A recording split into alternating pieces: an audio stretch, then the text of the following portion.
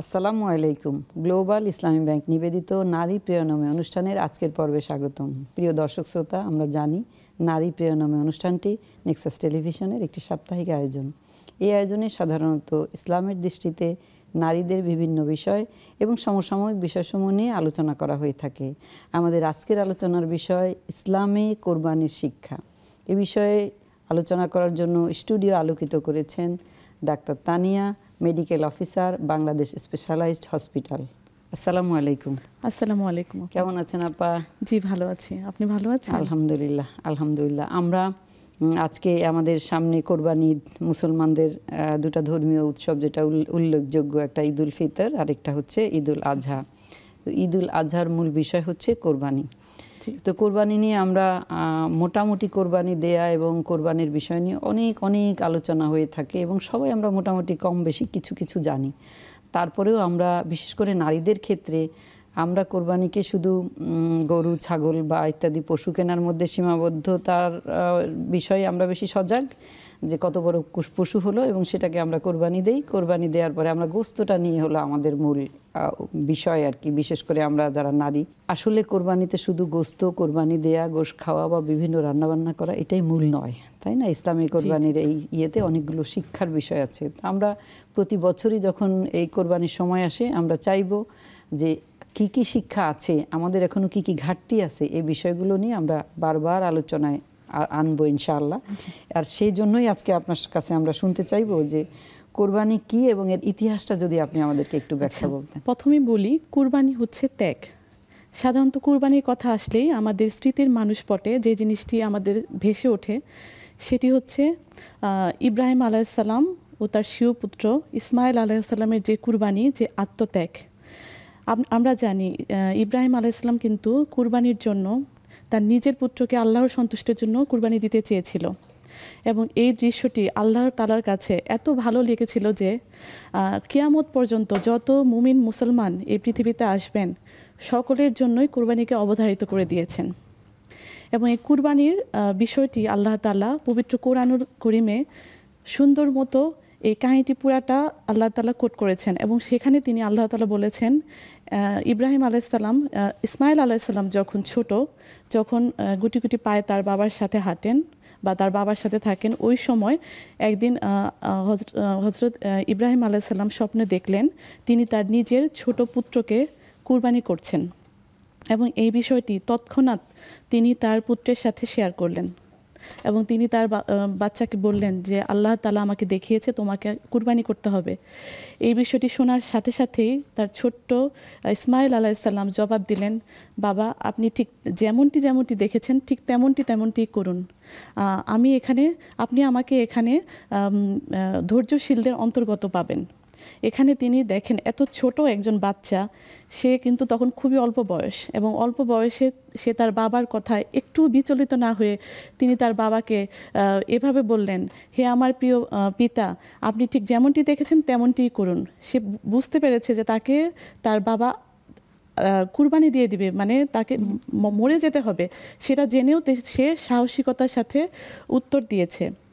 এবং ঠিক যেমন আল্লাহ, আর তখন মানে স্বপ্নে দেখা মানে কিন্তু স্বপ্নে দেখা না, সেটা আল্লাহর পক্ষ থেকে ওহী এবং আল্লাহর আদেশ, এবং সেই আদেশ মোতাবেক বাবা এবং ছেলে ঠিক কুরবানি করার জন্য প্রস্তুত হলেন। এবং ইসমাইল আলাইসাল্লাম ওই মুহূর্তে তার বাবাকে বলেছিল, বাবা আপনি শুধু আমার চোখ আর হাত পা দুটো বেঁধে নেবেন, যাতে আমি মৃত্যুর যন্ত্রণায় আমার হাত পা ছোড়াছুড়ি, মানে যখন আমি হাত পা ছোড়াছুড়ি করবো আপনার গায়ে যেন আমার হাত পা না লেগে যায়।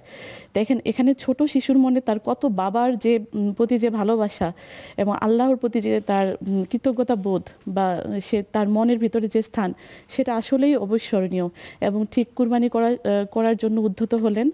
ওই সময় আল্লাহ তাআলা ইসমাইল আলাইসাল্লামকে সরিয়ে জিবরাইল আলাইসাল্লামের মাধ্যমে একটি বকরি বা মেষ ওইখানে জবাই করে দিলেন এবং আল্লাহ তাআলা সাথে সাথে ইব্রাহিম আলাইসাল্লামকে বললেন, হে ইব্রাহিম আলাইসাল্লাম, হে ইব্রাহিম, তুমি তোমার এই পরীক্ষায় উত্তীর্ণ হয়েছ এবং আমি সন্তুষ্ট হয়ে তোমার এই কুরবানিকে গ্রহণ করেছি, কবুল করেছি।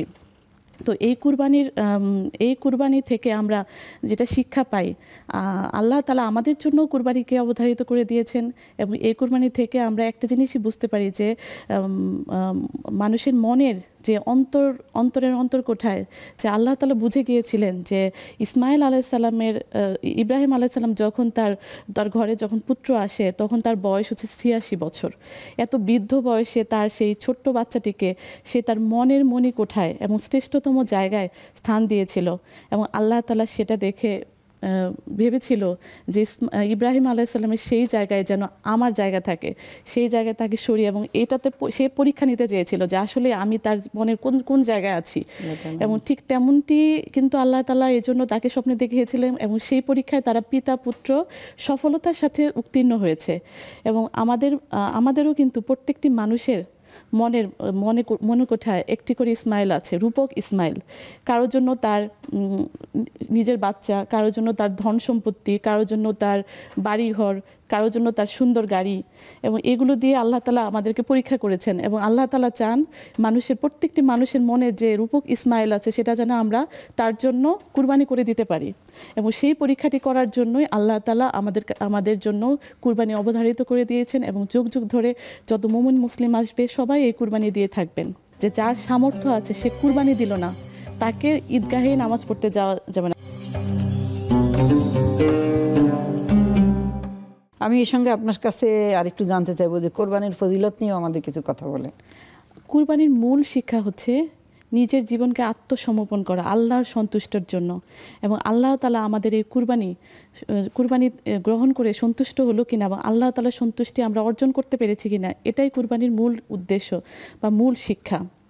এখানে আমাদের স্যাক্রিফাইস, আত্মত্যাগ এবং কতটুকু সেটা আল্লাহর জন্য আমাদের মনের থেকে আসলে আসলো কিনা।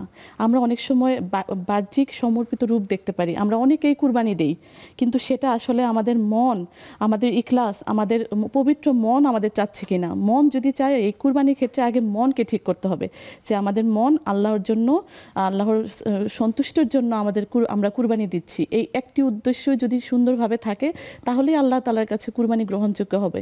অনেক সময় দেখেন এখন বর্তমান বাজারে গরুর গোশতের অনেক দাম, অনেকেই মাংস খেতে পারে না। এই কুরবানির উসিলায় হয়তো বা সে ভাবতে পারে যে কিছুদিন মাংস খাওয়া হবে। এই জিনিসটা যদি তার মনে থাকে তাহলে কিন্তু সেই কুরবানির আগেই শেষ হয়ে যাবে। তাছাড়া আরও অনেক সময় হাটে বাজারে যাওয়ার পরেও কুরবানি শেষ হয়ে যায়, কারণ অনেকে বলে যে পর্তায় হয় নাই, মাংসের ওজনের সাথে দাম ঠিক হয় নাই। এই জিনিসটাও যদি চিন্তা করে কোনো ব্যক্তি কুরবানি দেয় তাহলেও তার কুরবানি হবে না। এটা নির্ধারণ করবে একমাত্র আল্লাহ তাআলা।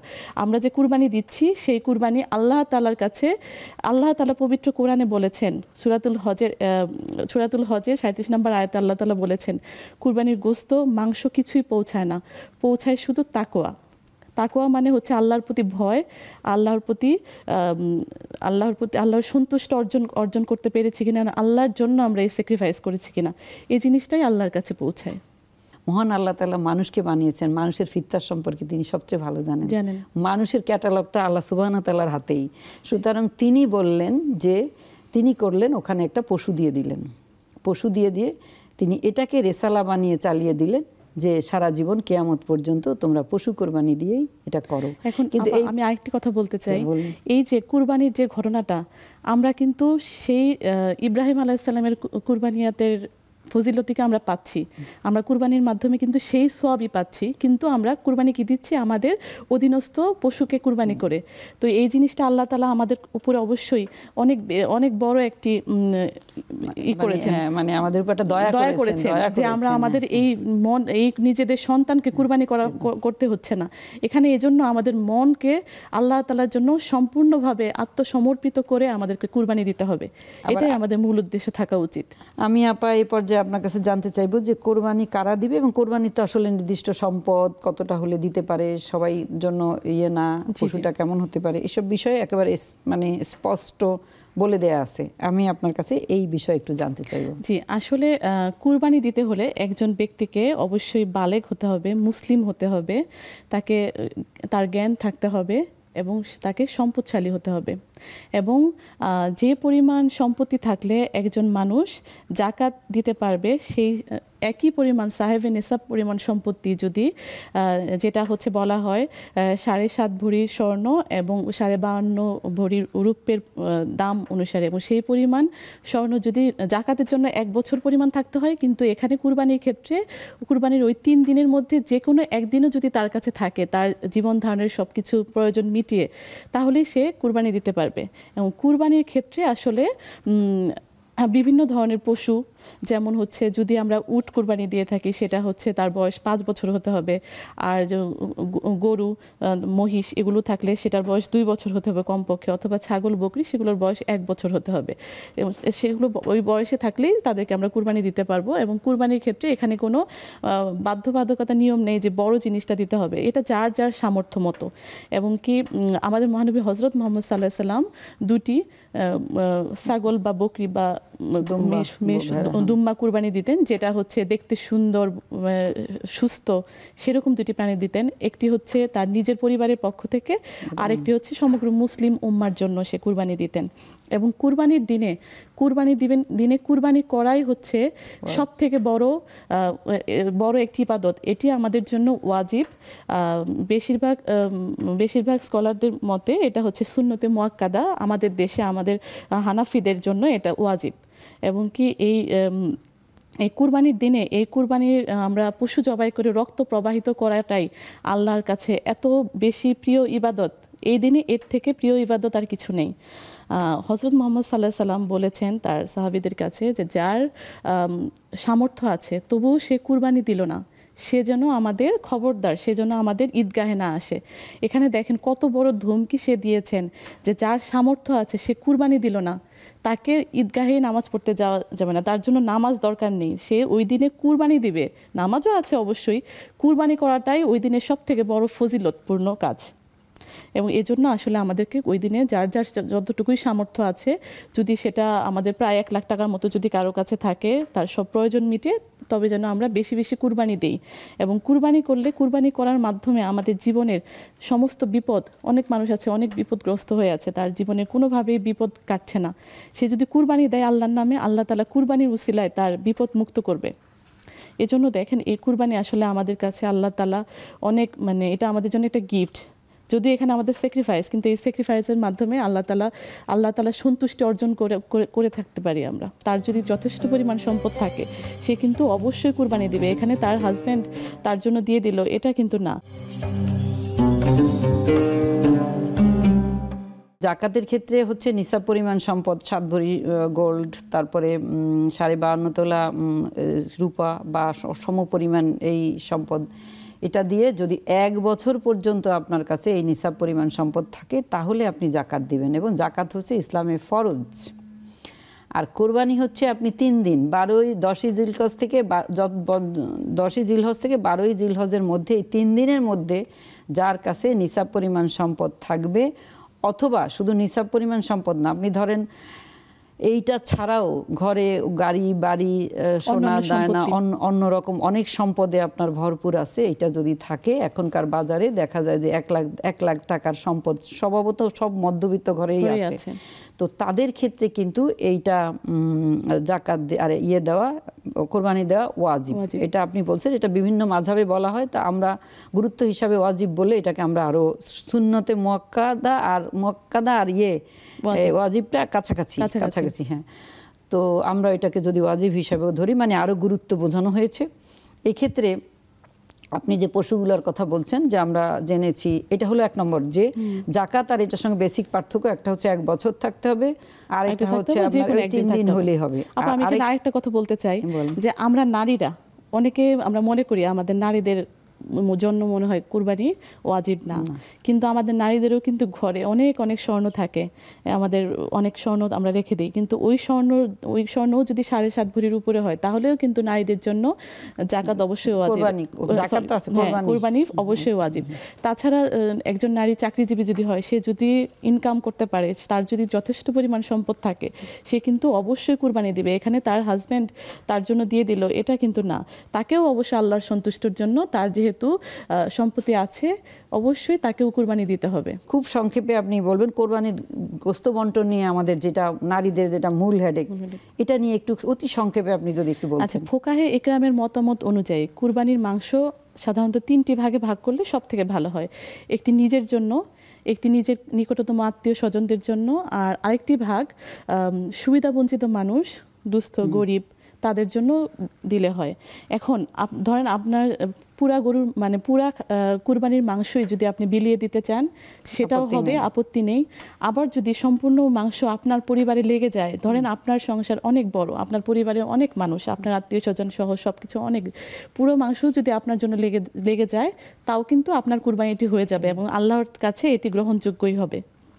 সো এটিতে কোনো আসলে বাধা নেই। কিন্তু আমরা নারীরা যে আমাদের মেন্টালিটিটা থাকতে হবে যে আমরা যারা পাইনি তাদেরকে দিয়ে দেয়া, আমাদের যাদের সামর্থ্য আছে তারা যেন আমরা ফ্রিজ না ভরে রাখি পরের বছর পর্যন্ত খাওয়ার জন্য, অথবা ভ্যারাইটিস রান্না করে খাওয়ার জন্য। মাথার মধ্যে থেকে নারীদের শুধু এই জিনিসটাই করতে হবে যে স্টোর করতে হবে। স্টোর করার কোনো আপনি করতে পারেন, আপনি নিজের প্রয়োজনে করবেন, কিন্তু সেই কোরবানি আপনার আল্লাহর কাছে পৌঁছাবে না। মূল কথাটা আসলে এখানেই।